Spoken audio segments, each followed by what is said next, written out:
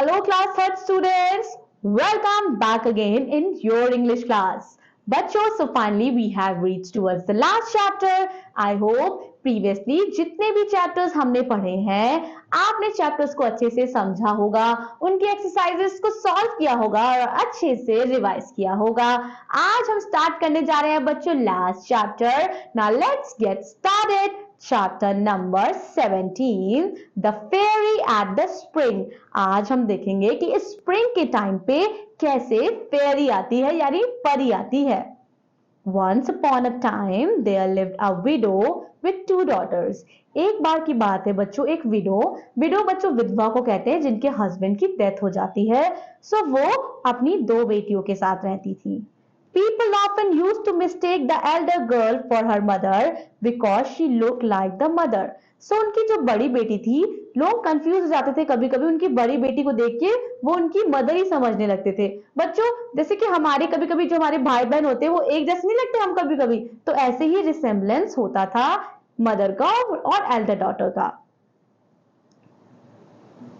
The mother and the elder daughter were so arrogant and ill behaved that no one could live with them.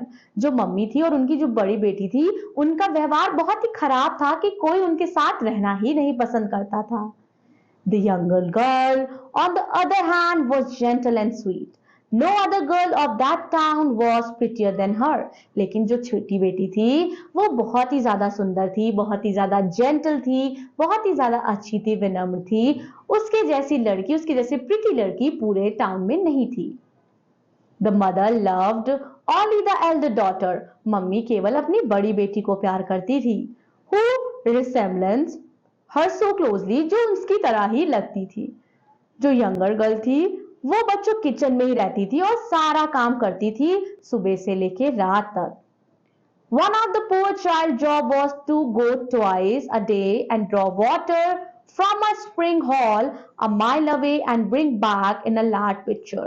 But वो picture एक तरह का घड़ा होता है, तो उसका काम ये था कि उसे डेली जाना पड़ता था, दिन में 2 बार जाना पड़ता था और पानी लेके आना पड़ता था एक लार्ज पिक्चर में. एक दिन one day she was at a spring and old woman came up and bring for drink. एक दिन क्या बच्चों, she was at a spring, वो स्प्रिंग में थी. तब एक बूढ़ी औरत आई और उसने पानी की भीख मांगी कि मुझे पानी पिला दो. Why certainly, good mother, the pretty girl asked. She rinsed her pitcher, draw some water from the cleanest part of the spring and handed it to the old woman, lifting up the jug so that she might drink more easily. अब क्या होता है, जैसे कि वो बोलती है क्यों नहीं, मैं बिल्कुल आपको पानी पिलाऊंगी. वो क्या करती है, वो अपने पिक्चर को रिंस करती है, साफ करती है, उसमें पानी भरती है. उसके बाद आप देख सकते हो कि कितनी सफाई से वो उस बूढ़ी औरत को पानी पिला रही है. Mistake the Elder girl for her mother. तो दोनों एक जैसे लगते थे, तो लोग सोचते थे कि मदर है कि बेटी है. पिक्चर बच्चों एक तरह का लार्ज जग होता है. एरोगेंट मतलब घमंडी, रिंस मतलब साफ करना और रिसेंबल मतलब एक जैसा लगना. Now this old woman was fairy who had taken the form of poor village woman to test girls' good nature. ये जो old woman थी, असल में ये क्या थी, असली में एक परी थी और ये सिर्फ परीक्षा लेने के लिए उस लड़की की अपने आप को उसने चेंज कर रखा था एक बूढ़ी औरत में. You are so pretty, she said. तुम बहुत प्रीति हो. When she has finishing drinking and so polite, I shall give you a gift. इसीलिए मैं तुम्हें गिफ्ट दूंगी. This is a boon I grant you. मैं तुम्हें ये आशीर्वाद देती हूँ. With every word that you utter, there shall fall from your mouth either a flower or a precious stone. तुम जो भी बोलोगी, with every word that you utter, there shall fall. तुम जो भी बोलोगी, तुम्हारे मुंह से जो भी आएगा, अगर फ्लावर भी आएगा या प्रीशियस स्टोन आएगा, तो तुम्हें वो मिलेगा. जब लड़की घर पहुंचती है, when the girl reached home, the mother scolded her for being long in coming back from spring. तब उसकी मम्मी बोलती हैं कि तुम इतनी देर कहाँ थी, इतनी देर तुमने क्यों लगा दी स्प्रिंग से लौटने में, और उसे डांटती हैं. I'm sorry I got late, mother, said the poor child. फिर वो लड़की बोलती है कि मुझे माफ कर दीजिए मम्मी, मुझसे देरी हो गई. As she spoke these words, there fell from her mouth their roses, 3 pearls and 3 diamonds. जैसे ही वो ये शब्द बोलती है अपने मुंह से, तो सामने क्या आ जाते हैं बच्चों? 3 रोजेस, 3 रोज, 3 पर्ल्स और 3 डायमंड आ जाते हैं। What is this? cried her mother.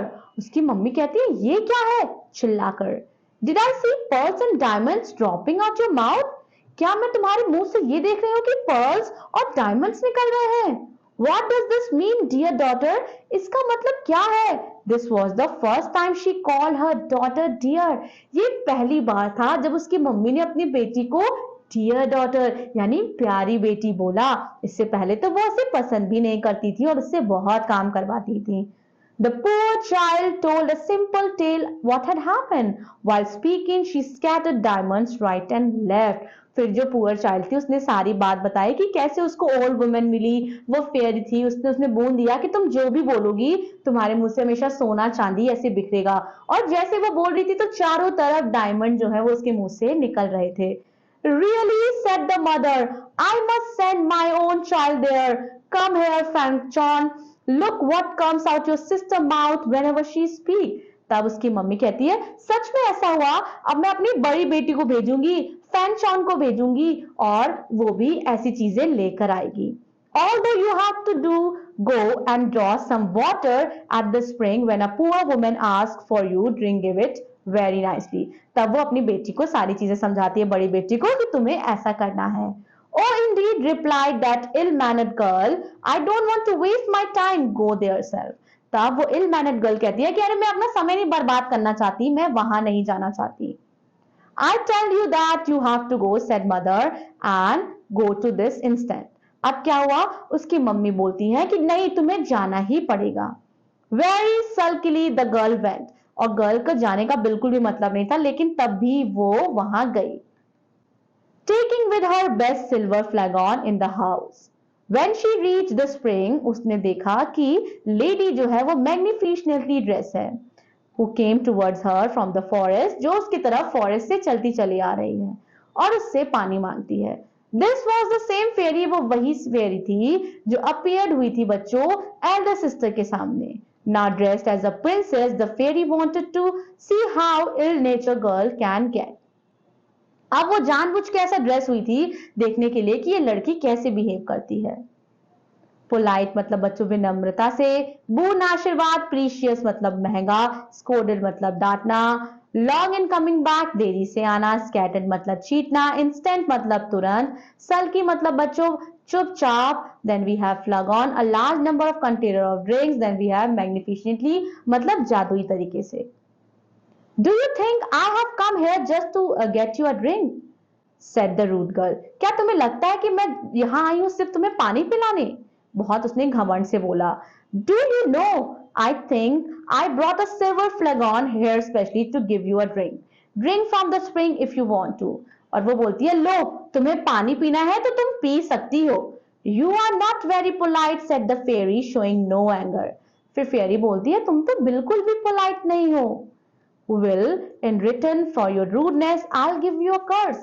तुम्हारी बदतमीजी से, इतने कठोरपन से मैं तुम्हें श्राप देती हूँ।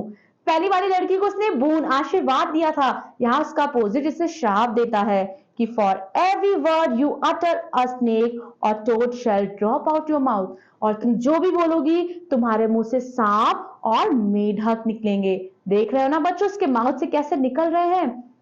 The moment her mother saw her coming back, she cried out, well, daughter. Well, mother, replied the rude girl. As she spoke, a viper and a toad were spat out of the mouth. जब वो लड़की वहां से लौटती है तब उसकी mummy उसके पास दौड़ते हुए जाती हैं और जैसे ही उससे कुछ पूछती हैं और जैसे ही वो लड़की कुछ बोलती है उसके मुंह से वाइपर, जहरीले सांप और मेढक निकलने लगते हैं। टोड बच्चों एक तरह का मेढक ही होता है। Gracious heaven, cried her mother. उसके बाद उसकी मदर बहुत ज्यादा चिल्लाती हैं, मैं ये क्या देख रही हूँ? तुम्हारी बहन, I will punish her for it. She ran off to thrash the poor child. अब वो जाती है उस लड़की को पनिश करने, क्योंकि उसी लड़की ने तो स्टोरी सुनाई होती है ना कि ऐसे मैंने उस ओल्ड लेडी को पानी दिया तो उसने मुझे बच्चों क्या दिया, बूंद दिया, आशीर्वाद दिया, तो इसी लालच में वो अपनी बड़ी बेटी को भी भेजी रहती है। लेकिन अपोजिट हो जाता है, तब वो उस लड़की को मारने भागती है उसकी मम्मी, बट वो लड़की भाग जाती है और फॉरेस्ट में छुप जाती है। The king's son meet her on the way home for hunting. He noticed how pretty she is. He asked what she is doing alone while she was weeping. तब रास्ते में जो प्रीटी गर्ल होती है उसको राजा का बेटा मिल जाता है और उससे पूछता है कि वो क्यों रो रही है. Alas, sir, he cried, my mother has driven me from home. As she spoke, the prince saw 4 or 5 pearls as many diamonds fall from her mouth. He was surprised and asked her to tell him how this happened, and she told him whole the story. फिर जैसे वो राजा से कुछ बोलती है फिर उसके मुंह से बच्चों पर्ल्स मोती वगैरह निकल आते हैं. तब वो सारी स्टोरी राजा के बेटे को बताती है प्रिंस को. The king's son fell in love with her and took her to the palace of royal father and there married her. उसके बाद राजा के बेटे को उससे प्यार हो जाता है और वो अपने साथ उस डॉटर को अपने राजमहल ले जाकर वहां उससे शादी कर लेता है. The cursed sister made herself so hateful that even her mother drove her out of house. She went in the forest and no one saw her again. और जो कर्स सिस्टर थी उसकी मम्मी उससे अब नफरत करने लगी थी क्योंकि वो जैसे बोलती थी उसके मुंह से स्नेक और टोड आ जाते थे तो उसकी मम्मी ने उसे भी भगा दिया. रूड मतलब कठोर, कर्स मतलब बच्चों किसी को श्राप देना, वाइपर एक बहुत ही ज्यादा पॉइजनस स्नेक होता है और थ्रैश मतलब बहुत कस के मारना. बच्चों देखा स्टोरी, ये स्टोरी रियल नहीं है बच्चों, ये स्टोरी फेरी है. लेकिन इस स्टोरी से क्या आप सीख रहे हो?